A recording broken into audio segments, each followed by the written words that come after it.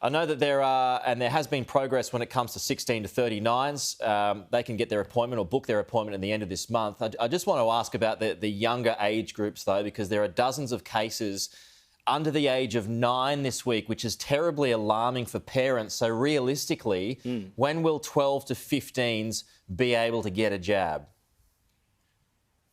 So 12 to 15-year-olds for kids that are immunocompromised or with underlying medical conditions, Indigenous children, children in remote communities, that's already begun around Australia. That's about 220,000 children in that group.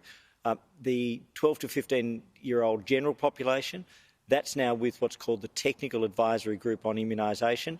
They're considering that at the moment, and we're hopeful by the end of next week they'll be in a position to have formed a view. But on balance, their early indications are that it's likely that they will approve that, and then we will work to open that based on their advice. Yeah. So we don't have a date for their advice, but we are ready to provide those immunisations through the general program, GPs, state clinics, Commonwealth clinics, and states and territories are also considering school-based programs. For example, the Northern Territory Health Minister last night, Natasha Files, confirmed to me that they are looking forwards to being able to deliver a fourth quarter school-based program. So everybody's getting on with it, getting prepared, and it depends on the medical advice because we want to be very careful with the health of kids, but it's looking very positive. Yeah, I mean, and given the backlog, there is going to be some time attached to that. So I'm assuming that could be months away before jabs are actually in arms with the general population in that particular age group, as you say. What about kids under 12? I know this is a different kettle of fish, but have you got a time frame on that? No, because that's going through what are called clinical trials around the world. They're looking at the safety, first and foremost, as well as the effectiveness of the vaccines in younger children.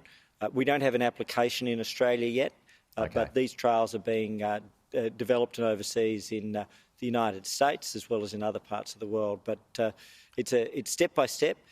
Again, the advice that Professor Paul Kelly, the Chief Medical Officer, gave the National Security Committee yesterday is that even with Delta, the gravity of the disease is that it builds up with age and decreases with age.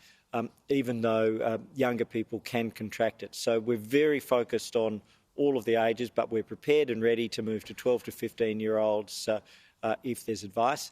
And what we've seen, of course, is phenomenal numbers of Australians coming forward to be vaccinated. Sure. 309,000, or the city of Wollongong on Wednesday, 2.4 million over 10 days, or the equivalent of Brisbane. So 50% of the eligible population have now had a first vaccine, and it's going ahead at a very rapid rate. So thank you to everybody for their patience, but thank you for everybody who's coming forward. Just a couple of quick ones on New South Wales. I know you've got a busy morning, but New South Wales, as you know, it's given up on COVID zero.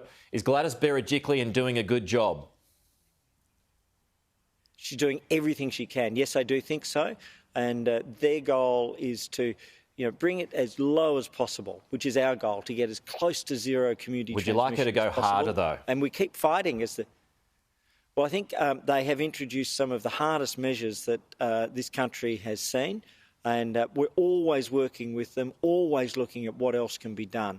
And we have to keep this fight up. And there are two parts to it: suppressing the virus, driving the numbers down, and that's both collective and individual responsibility, and then driving those vaccinations up. And with over 300,000 on Wednesday, and Australians stepping forward in record numbers, that vaccination program is really driving ahead at a record rate. And the other part of it, though, is you have to suppress the vaccine. You have to suppress the disease and the spread of community transmission. Just finally, Minister, Australians are doing their bit, as you've just outlined. Half the eligible population has now had at least one jab, but business does need some certainty. Kids need to get back to school and stay there. So once targets are reached, do you believe that freedoms should be guaranteed?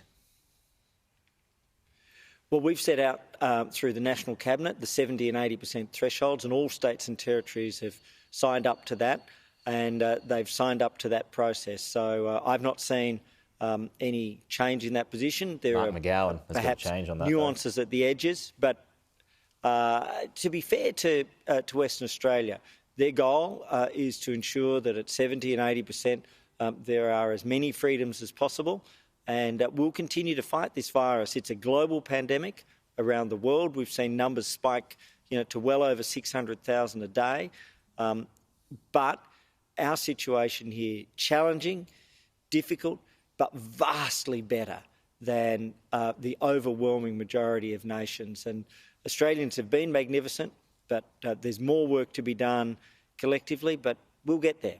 We really will.